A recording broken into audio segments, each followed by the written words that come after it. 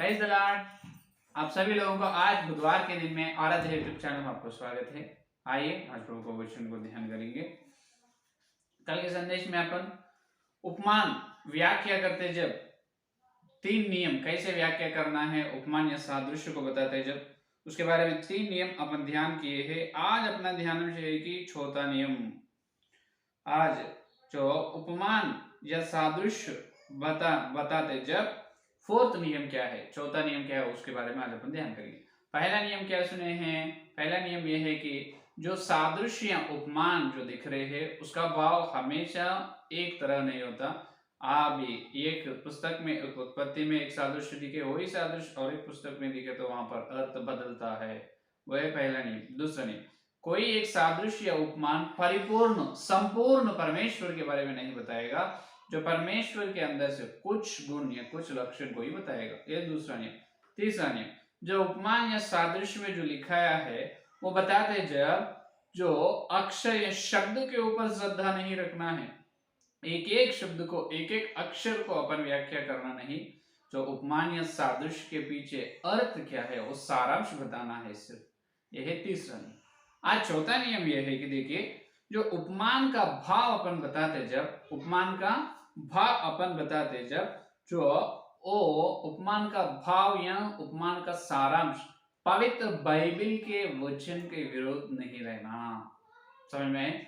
जो उपमान या सादृश्य को आप व्याख्या कर रहे हैं, उसका अर्थ बता रहे हैं, वो अर्थ बाइबल का, बाइबल पे जो बाइबल में लिखा गया वचन, जो सीधा वचन जो है, उस सीधा वचन के विरोध नहीं रहना। यह है चार का नियम। आपको यहाँ पर प्रश्न आएगा, उपमान तो वचन है, तो उपमान बताते जब वचन को उठाकर ही बताते ना, और वो वचन के विरोध भाव या वचन का विरोध कैसे हो सकता है? ये प्रश्न आपको मन में आएगा। ये सही प्रश्न है। सुनिए, उपमान या सादृश्य जो है वो वचन के द्वारा, उपमान या सादृश्य जो है वो बता रहे हैं, वो क्या है? कंपैरिजन, तुल्य करके बता रहे हैं परमेश्वर, वो वचन नहीं।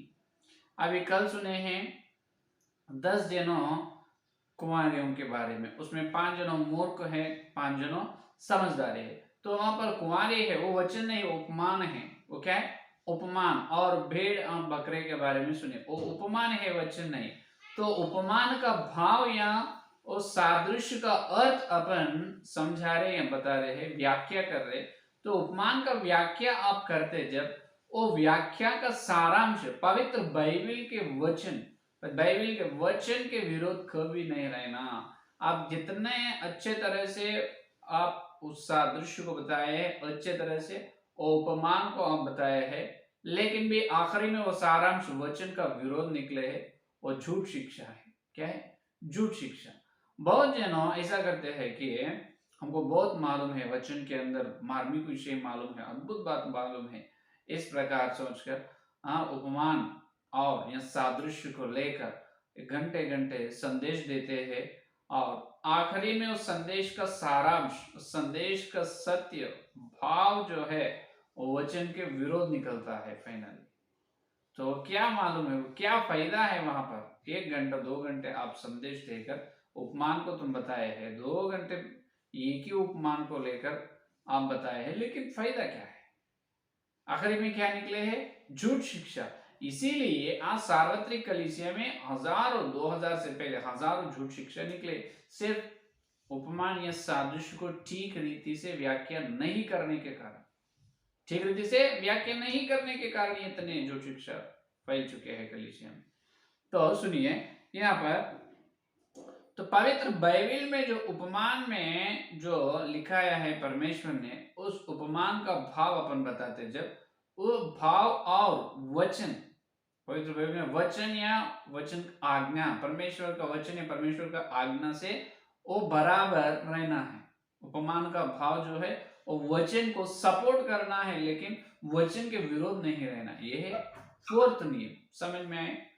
तो बहुत लोग जो बुद्धिमान और ज्ञानवान जो लोग रहते हैं, हम अच्छे संदेश देते हैं, बहुत अच्छे संदेश देते हैं, बोलते हैं, वो लोग संदेश देते जब क्या करते हैं, तो वचन के अंदर से अद्भुत बात बताते हैं, मार्मिक विषय बताते हैं, आखिरी में वो पवित्र बाइबल में जो सीधा लिखाया है वचन, वचन ऊपर वचन है और अंदर सत्य है या नहीं? ऊपर वचन है, अंदर सत्य है।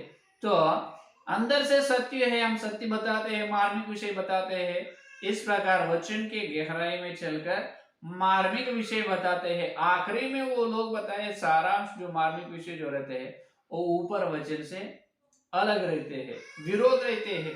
तो ये पूरा गलत हो सकता है। अच्छे उदाहरण आपको बता सकते हैं।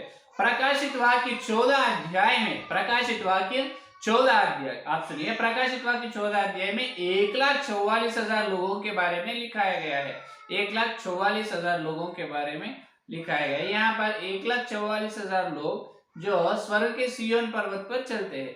ये वचन को लेकर, ये वचन का व्याख्या जो पेंतेकोस्त कलीसिया वाले लेकर ये प्रचार कर रहे हैं कि विवाह नहीं करना, स्त्री लोग से अपवित्र नहीं होना, विवाह नहीं करना, ब्याह नहीं करना बोल के प्रचार कर रहे। लेकिन इब्रियों की पत्री 13 अध्याय में जो ब्याह सबसे महान है, ब्याह सारे पूरे कामों में महान है भैया ने। तो अभी देखिए, ब्याह जो है वो परमेश्वर जो बनाए हर एक काम में सबसे ऊंची काम, सबसे पवित्र काम, विवाह पवित्र काम है, सबसे अच्छी काम है बोल के वचन ही बता रहे। लेकिन पेंतेकोस्त वाले ये बता रहे विवाह नहीं करना है। अगर शादी करने से वो लोग स्वर्ग के सिय्योन पर्वत पर नहीं चलते हैं। देखिए कितने झूठ शिक्षा निकले हैं, है या नहीं? तो और अपना आदर्श भक्त पौलुस जी ने बताया विवाह करना है, विवाह करना है हर व्यक्ति को। इसका मतलब हर पति को उनका खुद पत्नी रहना है, हर स्त्री को खुद पति रहना है, हर स्त्री को पत्नी, हर स्त्री को खुद पति रहना है, हर पुरुष को खुद स्त्री एक पत्नी रहना है या नहीं? तो ऐसा झूठ शिक्षा निकला है। आखिरी में क्या होगा, ये शैतान का शिक्षा बन चुके हैं। क्या है? शैतान का शिक्षा है विवाह नहीं करना। अरे कैसे प्रचार कर रहे हो? इब्रियों की पत्री 13 अध्याय पहला वचन में क्या होता है? विवाह सबसे ऊंचे है, सबसे पवित्र है विवाह करना, है या नहीं? तो ऐसा हो जाते हैं, व्याख्या कर रहे हैं, लेकिन वो वचन के विरोध व्याख्या कर रहे हैं, झूठ शिक्षा।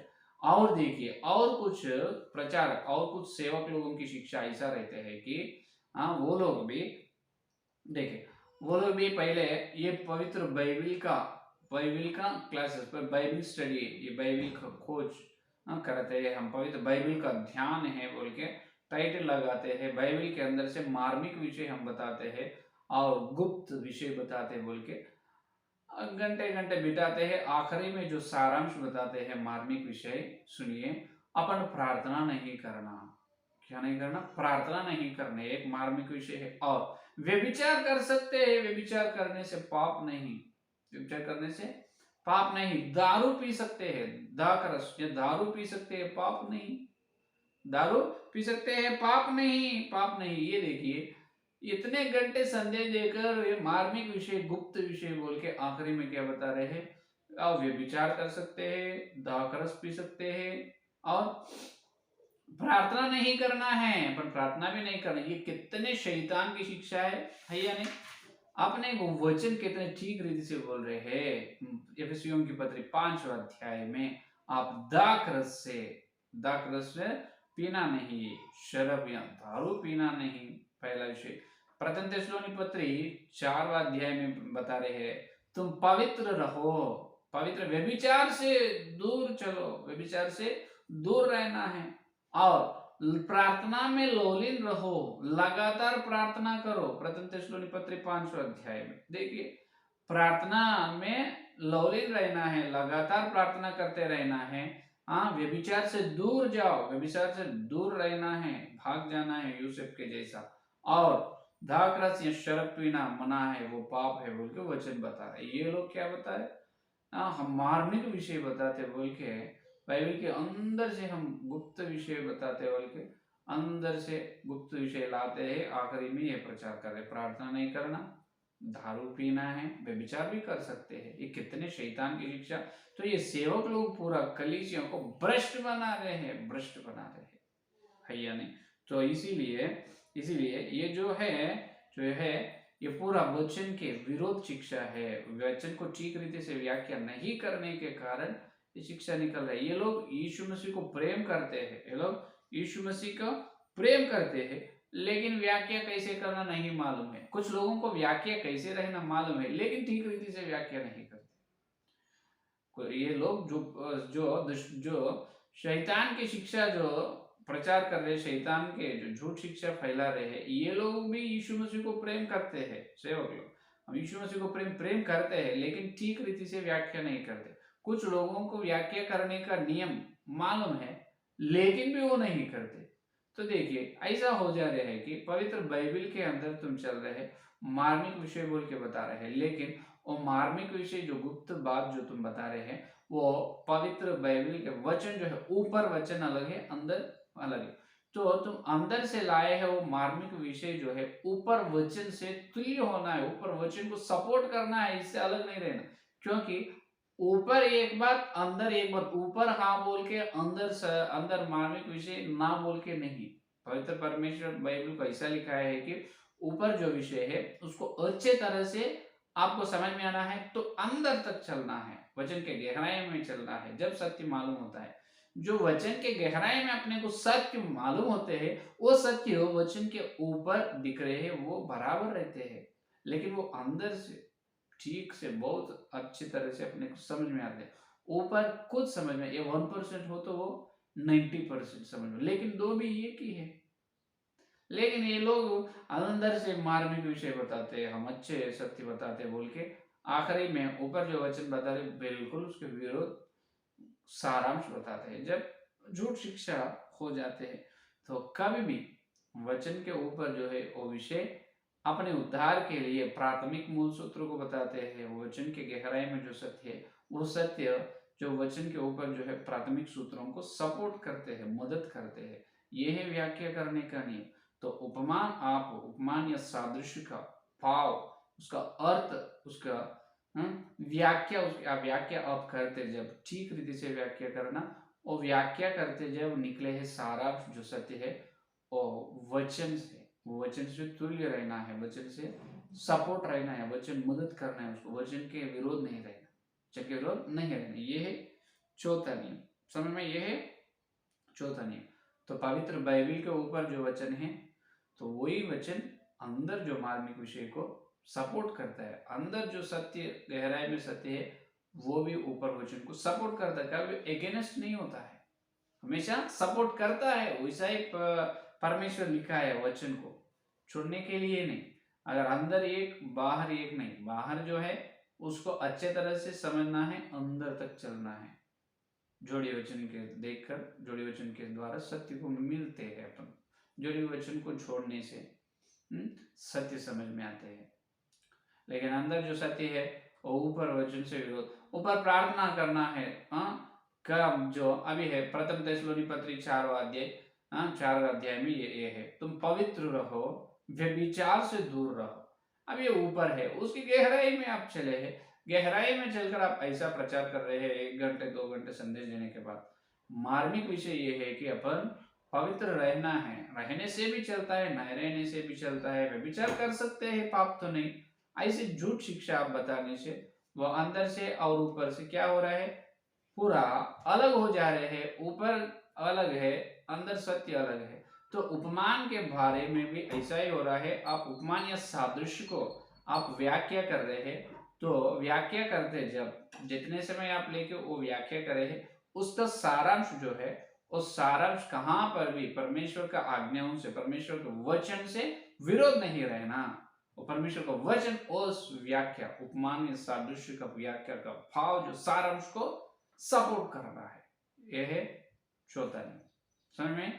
तो उपमान या सादृश्य भाषा में परमेश्वर ने बहुत उपमान, बहुत सादृश्य पवित्र बाइबल में लिखा है, उसके बारे में ये 4 नियम के द्वारा अपन उसको व्याख्या करना है, तभी कलीसिया सत्य में पवित्र होते हैं।